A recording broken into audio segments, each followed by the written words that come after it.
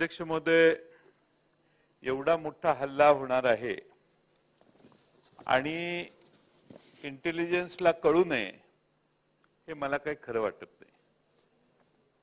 मी फार जबाबदारीने सांगतो की बीडच्या एसपींना जिल्ह्यामध्ये बीडमध्ये काहीतरी होण्याची शक्यता आहे अशी वॉर्निंग ऑलरेडी 3 दिवस आधी देण्यात आलेली होती।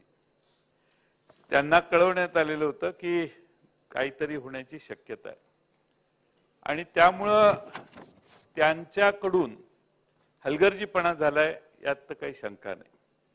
सकाळी माजलगावला जाऊन अध्यक्ष महोदय प्रकाश दादा सोळंकींच्या कडे घराला आग लावण्यात आली।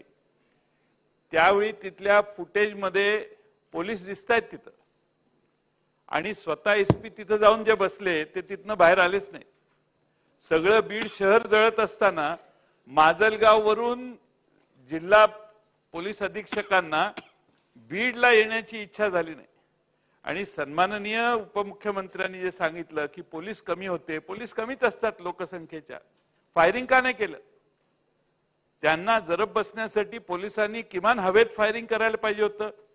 पोलीस 50 असतात, मॉब 1000-2000चा असला तरी व्हॉट इज एक्सपेक्टेड इज पोलिसांनी आता 5000चा मॉब म्हटलं 5000 किंवा 1000 भर पोलीस आणू शकत नाही पण कधी।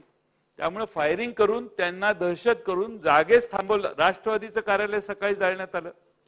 त्यानंतर संदीप क्षीरसागरांच्याकडे घरात शिरले, जयदत्तांना क्षीरसागरांच्याकडे काही झालं। त्यानंतर जयसिंगराव सोळंकींच्याकडे झालं, शिवाजीराव पंडित साहेबांच्या घरावरही गेलेले होते। हे जे पद्धत जी झाली ती ह्या शहरात मॉब फिरत होता, आपण जे म्हटला वेगळ्या ठिकाणी वेगळे, तसं नव्हतं।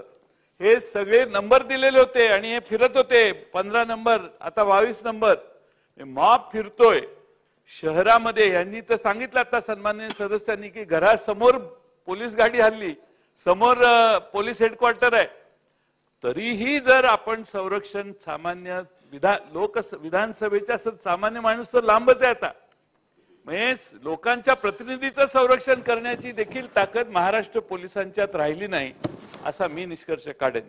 आणि म्हणून अध्यक्ष महोदय, माझा प्रश्न आहे की गोपनीय शाखेला हा अंदाज, माझी माहिती आहे की हा अंदाज आलेला, इन्फॉर्मेशन त्यांना दिलेली, पूर्ण माहिती होती त्याला की होणार आहे। आणि मी स्वतः 7-8 वेळा फोन केला त्या डीएसपींना, डीएसपीनी मेसेज टाकला किमान एकदा तरी फोन घ्यायचा। ठीक आहे, माझा फोन का मी करत होतो तर संदीप क्षीरसागर म्हणत होती माझी बायका मुलं माझ्या घरात अडकलेत, साहेब कुठल्याही परिस्थितीत फोन करा, पोलिसांना पाठवा। मी आयजीना फोन केल्यावर आयजींनी 2 वेळा फोन घेतला आणि मग काहीतरी त्यांनी अरेंजमेंट केली। माझा मुद्दा एवढाच आहे अध्यक्ष महोदय की पालकमंत्र्यांनी एसआयटी स्थापन करण्याची मागणी केली, अजून का एसआयटी स्थापन नाही केली? तुमचा इंटरेस्ट काय मला काही कळत नाही। पालकमंत्र्यांनी ज्यावेळी घोषणा केली आणि मागणी केली, दुसऱ्या दिवशी फडणवीस साहेब एसआयटी स्थापन करायला पाहिजे होती, ती स्थापन न करण्याचं कारण काय हा दुसरा प्रश्न। तिसरा प्रश्न, मी आता परवाही कालही भाषणात सांगितलं, त्या अंतरवाली सराटीला लाठीचार्ज झाला, त्याची चौकशी करा, न्यायालयीन चौकशी करा म्हणतोय, तसे हेही प्रकरण न्यायालयीन चौकशी करायचं आहे। कारण या शहरामध्ये एक मॉब फिरतोय आणि फिरत असताना त्यांना कुणी हटकाव करत नाही आणि साधी फायरिंग करून, जरा फायरिंग केलं तर इथं बसलेले सगळे बाहेर जातील। अध्यक्ष महोदय, जीवाची भीती प्रत्येकाला असते। परत हे जे फिरत होते ते कोणत्या अंमली पदार्थाच्या प्रभावाखाली होते हे बघण्याचं, ही माहिती अध्यक्ष महोदय मिळणं आवश्यक आहे। आणि सगळ्यात महत्त्वाचं म्हणजे पप्पू शिंदे नामक, शेवटचा प्रश्न, पप्पू शिंदे नामक त्यात एक कोऑर्डिनेटर आहे। हा पप्पू शिंदे हा एका राजकीय पक्षाचा अध्यक्षाचा भाचा आहे। पप्पू शिंदे आणि त्याच्याबरोबरचे सगळी गँग ही त्या शहरात या सगळ्यांचं नेपथ्य करत होती आणि त्यामुळं भुजबळ साहेब दुसऱ्या दिवशी जाऊन आले, त्या दिवशी त्यांनी जी भावना मांडली ती योग्य आहे। कुठल्याही लोकप्रतिनिधीच नाही, सामान्य माणसाचं घर जळलं तरी आपण जाऊन बघून त्याला दिलासा देतो। त्यामुळे अध्यक्ष महोदय राज्याच्या मंत्रिमंडळात भुजबळ साहेब गेले, ठीक आहे, पण अध्यक्ष महोदय त्या ठिकाणी गृहमंत्री किंवा गृहमंत्र्यांचे प्रतिनिधी त्या ठिकाणी पालकमंत्री यांनी त्या ठिकाणी बैठका घेतल्या असतील, घेतल्या ना, घेतल्या का नाही?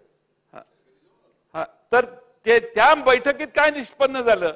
आणि आता उपमुख्यमंत्री महोदयांनी जे सांगितलं त्याप्रमाणे या पप्पू शिंदे जो आहे त्याचे लागेबांधे कुणाशी आहेत ते सभागृहात आम्हाला माहिती आहेत कुणाशी आहेत, आम्ही ते नाव घेणं योग्य नाही, पण आपण जर सांगता आलं तर आनंद होईल, खासगीत सांगितलं तरी चालेल, पण अध्यक्ष महोदय तुम्ही ते जाहीरपणाने सांगू शकणार नाही. पण अध्यक्ष महोदय बीड पोलिसांचा इंटेलिजन्स फेल झाला. माझा दुसरा प्रश्न शेवटचा आहे तो म्हणजे हा पहिला प्रश्न मी विचारलाय आणि सराईत गुन्हेगार हल्लेखोरात होते, आपणच मंत्री महोदयांनीच आता उत्तर देताना सांगितलं की सराईत गुन्हेगार त्यात सापडले, पोलिसांना दिसत नव्हते का या गँगमध्ये नेहमीचे सराईत गुन्हेगार आहेत? आपणच म्हणता की सराईत गुन्हेगार सापडले, तर सराईत गुन्हेगार त्या मॉबमध्ये फिरतात म्हटल्यावर तर 2 मिनिटात पोलिसांनी त्यांचा कार्यक्रम पूर्ण करायला पाहिजे होता, पण ते झालं नाही अध्यक्ष महोदय. त्यामुळे पोलीस महाराष्ट्रातले आता माग हात धरून सगळ्या बघ्याच्या भूमिकेत जर गेलेले असतील तर महाराष्ट्रात मी कालही सांगितलं राज्य कुणाचे येऊ, पण पोलीसच जर काही करणार नसतील आणि पोलीसच सगळ्या असल्या गोष्टींना थांबवत नसतील तर अध्यक्ष महोदय दुर्दैव आहे. आणि म्हणून लॉ अँड ऑर्डरची परिस्थिती आपण त्यासाठी म्हणतो की लॉ ऑर्डरची परिस्थिती बीड मधल्या उदाहरणामुळे आपली अधिक खाली गेली आहे असं दिसतं.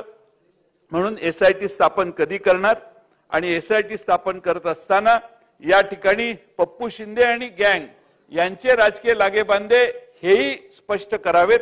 आणि अध्यक्ष महोदय इंटेलिजन्सचा फेल्युअर त्यांना 4 दिवस आधी तुम्ही बोला मग